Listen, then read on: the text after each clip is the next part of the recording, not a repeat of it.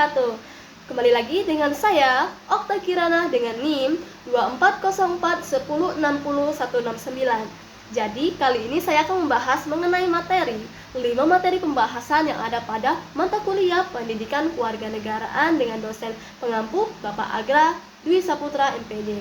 Nah, adapun 5 pembahasan yang akan saya bahas itu yang pertama, identitas kepada keluarga dan teman, baik budaya, suku, bahasa, agama yang ada di rumah, di sekolah, dan juga masyarakat.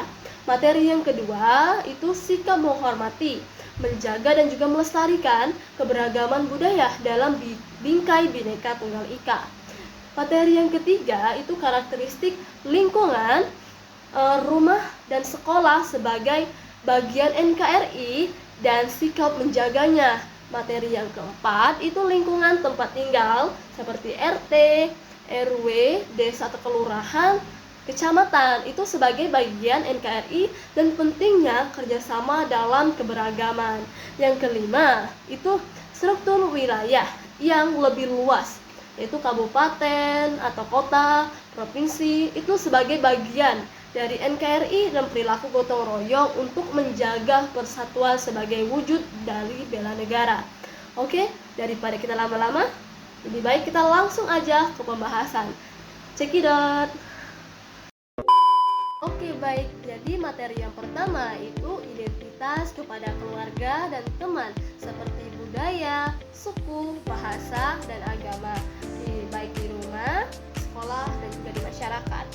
Nah, pernah nggak sih kamu itu bertanya, siapa sih aku sebenarnya?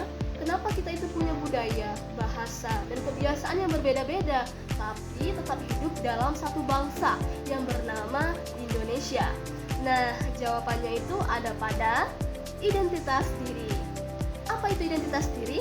Nah, jadi identitas diri itu adalah jati diri kita sebagai manusia, ciri khas yang membedakan seseorang dari orang lain. Nah, identitas ini tuh terbentuk melalui proses yang sangat panjang dari lingkungan sekitar, bukan muncul secara tiba-tiba saja. Nah, identitas ini juga itu bukan cuma nama ataupun asal daerah, tapi juga mencakup budaya, bahasa, dan juga agama.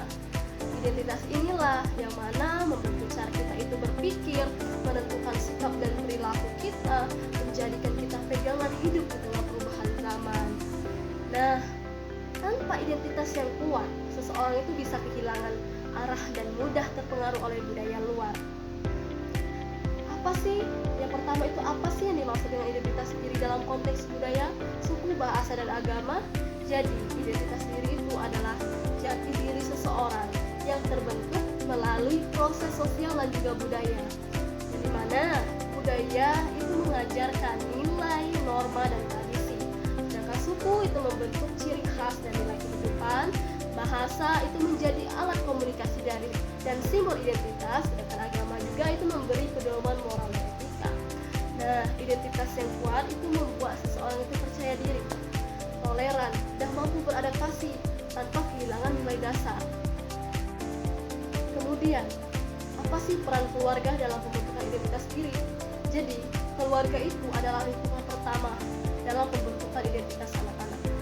Peran keluarga ini tuh meliputi menanamkan nilai budaya, bahasa, dan agama, memberikan teladan sikap dan perilaku, memberikan kasih sayang dan rasa aman, membentuk kepercayaan diri anak. Nah, dari keluarga inilah kita itu belajar bahasa pertama yang kita ucapkan, nilai sopan santun dan kebiasaan, cara kita beribadah dan menghormati orang lain, memberikan rasa aman dan dukungan emosional. Nah, dari orang tua inilah, orang tua ini adalah contoh hidup bagi anak-anaknya. Apa yang anak lihat setiap hari itulah yang akan membentuk jati dirinya. Anak yang tumbuh di keluarga yang harmonis akan memiliki identitas diri yang positif, percaya diri, dan menghargai orang lain. Nah, tadi peran di keluarga, sekarang peran di sekolah. Jadi peran sekolah sebagai lembaga pendidikan formal dalam pembentukan identitas sosial. Jadi peran sekolah ini dalam membentuk identitas sosial anak itu melalui pendidikan karakter dan nilai kebangsaan, interaksi dengan teman yang beragam, kegiatan seperti upacara, kerja kelompok, dan ekstrakurikuler, dan keteladanan guru. Yang dimana sekolah itu mengajarkan toleransi, tanggung jawab, dan rasa kebersamaan. Selanjutnya, peran masyarakat dalam mempertahankan dan mengembangkan identitas budaya.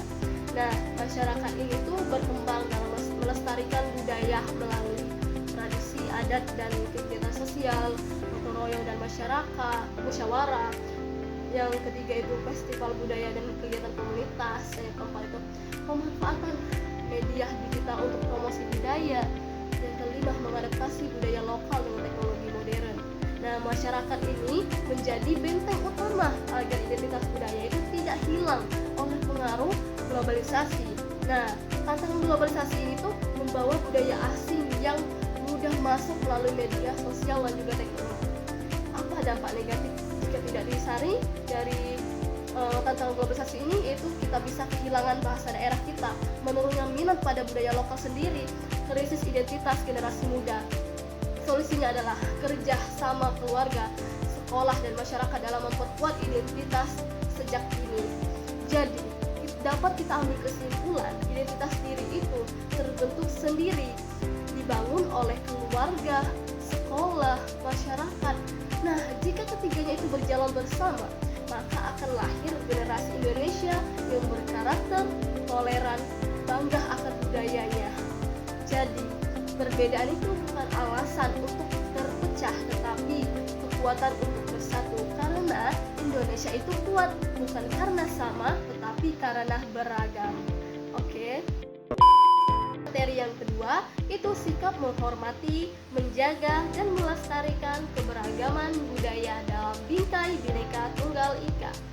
Nah, Indonesia itu kan dikenal sebagai negara yang memiliki keberagaman suku, bahasa, adat istiadat, dan juga agama, yang dimana setiap daerah di Indonesia itu memiliki budaya khas yang diwariskan dari generasi ke generasi, dari turun menurun, yang dimana keberagaman ini tuh menjadi identitas sekaligus kekayaan bagi bangsa Indonesia. Namun di era globalisasi seperti saat ini, budaya asing itu mudah masuk dan berpotensi menggeser budaya lokal. Oleh karena itu diperlukan sikap menghormati, menjaga, dan juga melestarikan keberagaman budaya. Nah, pertama, apa sih pengertian dari keberagaman budaya itu? Jadi, keberagaman budaya itu adalah perbedaan cara hidup, adat istiadat, bahasa, kepercayaan, serta nilai-nilai sosial dalam suatu masyarakat. Nah, keberagaman ini itu muncul karena Indonesia itu terdiri dari ribuan pulau dan suku dengan latar belakang, sejarah, dan kondisi alam yang berbeda-beda. Nah, setiap budayanya itu memiliki makna dan nilai yang menjadi identitas masyarakat setempat. Nah, makna dari keberagaman budaya ini itu menunjukkan jati diri dan identitas nasional bangsa Indonesia. Melalui keberagaman, masyarakat itu belajar saling menghormati dan menghargai perbedaan. Keberagaman ini itu menjadi kekuatan untuk mempererat suatu persatuan dan kesatuan bangsa. Nah, apa sih pentingnya dari sikap menghormati keberagaman budaya? Jadi, sikap menghormati perbedaan budaya itu sangat penting untuk menciptakan kehidupan masyarakat yang rukun dan damai. Dengan saling menghargai, potensi konflik sosial akibat perbedaan itu dapat diminimalkan. Dan sikap ini juga itu menumbuhkan toleransi antar suku, agama, dan golongan. Nah, adapun bentuk-bentuk dari keberagaman yang ada di Indonesia. Yang pertama, keberagaman suku bangsa yang memiliki alat tradisi masing-masing. Yang kedua, itu keberagaman agama dan kepercayaan yang hidup berdampingan dalam masyarakat. Yang ketiga, keberagaman antar golongan yang harus dijaga dengan sikap saling menghormati. Nah, tadi kan sudah dijelaskan apa itu pengertian keberagaman budaya Indonesia, apa makna dari keberagaman budaya, dan bagaimana pentingnya sikap menghormati keberagaman budaya. Nah, selanjutnya itu apa sih makna dan peran Bhinneka Tunggal Ika? Jadi, Bhinneka Tunggal Ika itu berarti berbeda-beda tetapi tetap satu jua. Nah, semboyan ini itu menjadi dasar persatuan bangsa Indonesia di tengah perbedaan. Bhinneka Tunggal Ika ini mengajarkan bahwa perbedaan itu bukan penghalang untuk hidup bersama. Nah, adapun tantangan globalisasi, di mana globalisasi ini tuh menyebabkan budaya asing itu mudah masuk melalui teknologi dan media sosial, di mana banyak generasi muda itu mulai kurang mengenal budaya daerahnya sendiri, sehingga kita itu diperlukan sikap selektif agar budaya asing itu tidak menghilangkan budaya lokal. Jadi, adapun peran generasi muda itu yang dimana generasi muda itu berperan penting dalam menjaga suatu keberlanjutan budaya bangsa. Budaya yang pertama itu budaya dapat dilestarikan melalui pendidikan, kegiatan seni dan tradisi daerah. Yang kedua, media digital dapat dimanfaatkan untuk memperkenalkan budaya Indonesia secara luas lagi. Jadi, dapat kita tarik kesimpulan dari materi kedua ini bahwasanya keberagaman budaya itu merupakan kekayaan dan identitas bangsa Indonesia. Sikap saling menghormati perbedaan itu sangat penting dalam menjaga suatu kerukunan di masyarakat. Nilai Bhinneka Tunggal Ika juga menjadi pedoman dalam memperkuat suatu persatuan bangsa Indonesia. Materi yang ketiga itu karakteristik lingkungan rumah dan sekolah sebagai bagian dari NKRI serta sikap menjaganya. Lingkungan rumah dan sekolah itu memiliki peran yang sangat penting dalam pembentukan karakter warga negara. Keduanya ini tuh bukan hanya tempat tinggal dan tempat belajar saja, tetapi juga menjadi fondasi utama dalam penanaman nilai kebangsaan dan rasa cinta tanah air. Nah, yang pertama, lingkungan rumah itu sebagai bagian dari NKRI. Jadi, lingkungan rumah itu adalah pendidikan pertama bagi anak-anak, di mana di dalam keluarga anak itu mulai belajar disiplin, tanggung jawab, kebersamaan, dan kepedulian terhadap sesama. Nah, nilai-nilai inilah yang menjadi dasar pembentukan karakter warga negara yang baik. Keluarga itu sebagai unit terkecil bangsa yang berperan menanamkan nilai-nilai Pancasila, dan di mana nilai ketuhanan itu ditanamkan melalui pembiasan ibadah. Nilai kemanusiaan itu terlihat dari sikap saling menghormati antar anggota keluarga. Nah, nilai persatuan itu diwujudkan melalui kebersamaan dan keharmonisan keluarga, dan nilai kerakyatan itu tampak dalam musyawarah keluarga. Sedangkan nilai keadilan itu diterapkan melalui pembagian tugas yang adil di rumah. Nah, selain itu juga, rumah yang bersih dan sehat itu mencerminkan kepedulian terhadap lingkungan dan kesehatan, yang dimana kebiasaan menjaga kebersihan rumah itu akan membentuk anak itu peduli terhadap lingkungan masyarakat dan juga fasilitas umum. Hal inilah yang menunjukkan bahwa menjaga rumah itu juga berarti ikut menjaga NKRI, Negara Kesatuan Republik Indonesia. Yang rumah juga menjadi tempat pertama anak belajar toleransi dan menghargai perbedaan sikap. Sikap inilah sangat penting karena Indonesia itu merupakan negara yang beragam. Oleh karena itu, lingkungan rumah itu memiliki peran yang sangat besar dalam membentuk generasi yang berkarakter, bertanggung jawab, dan juga memiliki cinta tanah air. Nah, yang kedua itu lingkungan sekolah sebagai bagian dari NKRI. Nah, jadi lingkungan sekolah ini tuh merupakan lembaga pendidikan formal yang dimana sebagai miniatur masyarakat Indonesia. Di sekolah inilah siswa itu berasal dari latar belakang yang berbeda-beda, sehingga mereka itu belajar hidup bersama dalam keberagaman. Sekolah juga menanamkan nilai-nilai kebangsaan melalui berbagai kegiatan seperti upacara bendera, pelajaran PPKN, ekstrakurikuler, dan juga nilai-nilai Pancasila. Nah, nilai-nilai Pancasila ini juga dalam kehidupan sekolah itu seperti sikap saling menghormati, kerjasama, musyawarah, dan keadilan dalam pembagian tugas. Lingkungan sekolah yang bersih dan tertib akan melatih siswa itu untuk bertanggung jawab dan disiplin. Seperti kegiatan kerja bakti dan menjaga fasilitas sekolah, itu mengajarkan siswa itu untuk peduli terhadap lingkungan dan juga aset bangsa. Di sekolah yang kondusif, itu akan melahirkan generasi yang memiliki sikap nasionalisme dan siap menghadapi tantangan global. Nah, selanjutnya itu sikap menjaga lingkungan rumah dan sekolah sebagai wujud rasa cinta NKRI. Jadi, menjaga lingkungan rumah dan sekolah itu adalah bentuk nyata rasa cinta terhadap NKRI, di mana sikap tersebut itu meliputi yang pertama menjaga kebersihan dan kesehatan lingkungan, yang kedua menanamkan toleransi dan saling menghargai, yang ketiga melaksanakan gotong royong, yang keempat menjaga kelestarian alam, yang kelima bertanggung jawab terhadap fasilitas umum, sikap-sikap ini dengan fasilitas umum. Nah, sikap-sikap inilah yang membentuk karakter kebangsaan dan memperkuat persatuan bangsa. Kebiasaan kecil seperti kita membuang sampah pada tempatnya, itu ikut kerja bakti dan hidup rukun itu akan membentuk karakter tanggung jawab sosial kita. Nah, sikap inilah yang memperkuat persatuan dan kesatuan bangsa.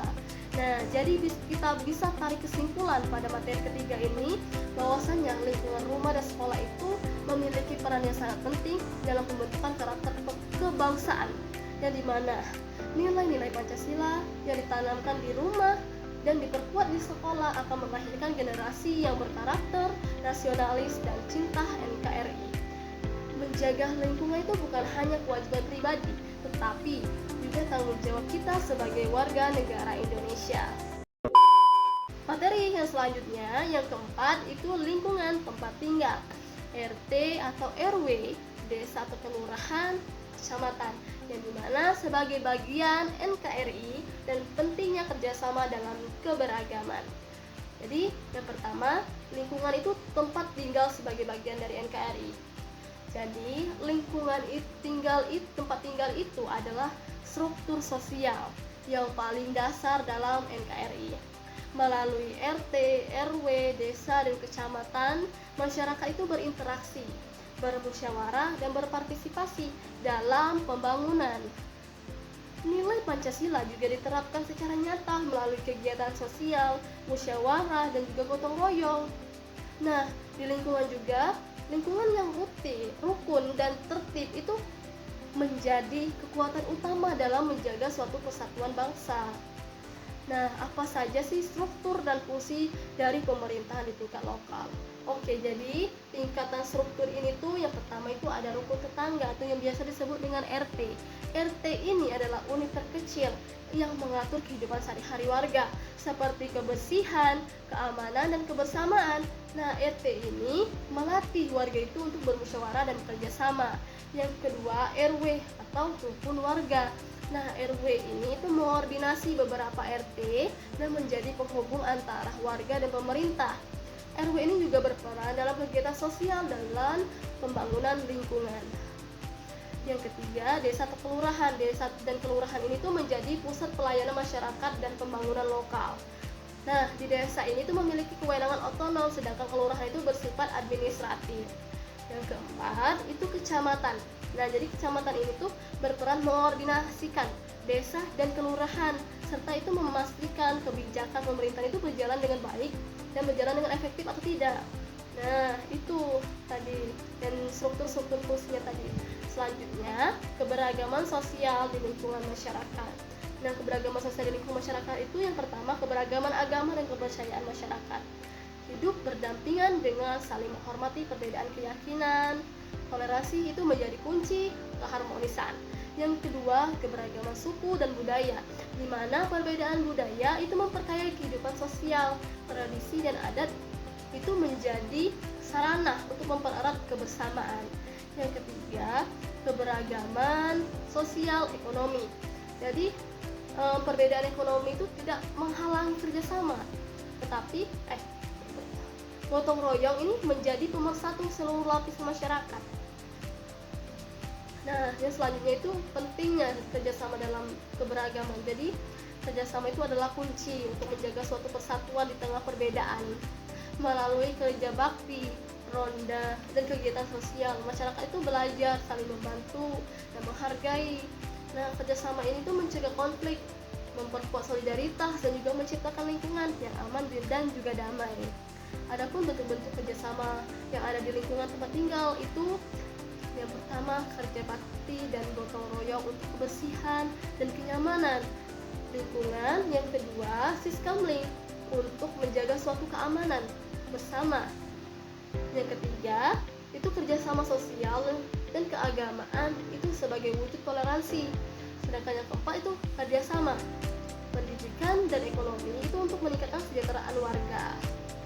Nah, jadi bisa kita tarik kesimpulan pada materi yang keempat ini bahwasannya lingkungan tempat tinggal itu merupakan bagian penting dari sebuah NKRI. di mana keberagaman yang ada di masyarakat itu akan menjadi kekuatan apabila disertai dengan sikap toleransi dan juga kerjasama dengan menjaga suatu kebersamaan dan gotong royong di lingkungan tempat tinggal. Masyarakat turut berperan juga dalam menjaga persatuan dan kesatuan bangsa Indonesia. Materi yang kelima itu mengenai struktur wilayah yang lebih luas seperti kabupaten atau kota, provinsi, dan di mana sebagai bagian NKRI dan perilaku gotong royong untuk menjaga persatuan sebagai wujud bela negara. Indonesia, sebuah negeri yang besar, berdiri bukan karena satu wilayah, melainkan karena persatuan dari ribuan daerah, dari kabupaten, kota, dan juga hingga provinsi. Semuanya itu terikat dalam satu nama, Negara Kesatuan Republik Indonesia, yang biasa disebut dengan NKRI. Apa sih peran struktur wilayah kabupaten atau kota dan provinsi ini dalam memperkuat persatuan NKRI? Jadi, struktur wilayah provinsi serta kabupaten atau kota itu tidak hanya berfungsi sebagai pembagian administrasi, tetapi sebagai alat pemersatu bangsa melalui pengaturan Undang-Undang Dasar 1945 dan otonomi daerah, yang dimana setiap wilayah tetap terintegrasi dalam NKRI. Pemerintahan daerah itu berperan menjalankan pembangunan, pelayanan publik, serta menanamkan nilai kebangsaan melalui pendidikan dan kebudayaan. Koordinasi yang baik antara pusat dan daerah itu mencegah konflik, mendorong pemerataan pembangunan, dan menjaga stabilitas nasional. Bagaimana gotong royong itu sebagai bentuk bela negara dalam kehidupan masyarakat? Oke. Jadi gotong royong itu mencerminkan nilai kebersamaan, kepedulian, dan tanggung jawab sosial melalui kegiatan seperti kerja bakti, saling membantu, dan menjaga keamanan lingkungan. Itu masyarakat itu berperan aktif dalam menjaga ketertiban dan juga persatuan. Nah, perilaku inilah yang merupakan bentuk bela negara karena memperkuat solidaritas, rasa cinta tanah air, dan ketahanan sosial. Di mana nilai gotong royong itu juga diperkuat melalui pendidikan, kearifan lokal, dan ketertiban masyarakat dalam kegiatan sosial. Selanjutnya itu bagaimana hubungan antara struktur wilayah NKRI dan praktik gotong royong dalam menjaga persatuan. Jadi, pemerintahan daerah yang berperan sebagai fasilitator dan juga pendukung kegiatan sosial masyarakat itu melalui bantuan sosial, program pembangunan, dan kerjasama dengan organisasi masyarakat. Pemerintahan menciptakan ruang bagi tumbuhnya gotong royong, di mana partisipasi aktif warga itu dalam pembangunan lingkungan dan juga kegiatan sosial itu memperkuat rasa memiliki dan tanggung jawab bersama. Sinergi antara pemerintah dan masyarakat itu membentuk ketahanan sosial yang menjaga stabilitas dan persatuan bangsa. Apa saja faktor-faktor yang mempengaruhi perwujudan bela negara melalui gotong royong ini? Jadi, faktor-faktor yang mempengaruhi perwujudan bela negara ini itu dipengaruhi oleh beberapa faktor utama, yaitu yang pertama, budaya dan kearifan lokal yang menanamkan nilai kebersamaan. Yang kedua, keluarga dan pendidikan sebagai pembentuk karakter sosial. Yang ketiga, lingkungan masyarakat yang mendorong solidaritas. Yang keempat itu dukungan kebijakan pemerintahan daerah. Nah, itulah faktor-faktor tersebut. Nah, namun tantangan seperti modernisasi, individualisme, dan juga konflik kepentingan itu dapat melemahkan semangat gotong royong. Oleh karena itu, penguatan pendidikan karakter dan pemberdayaan masyarakat itu sangat diperlukan.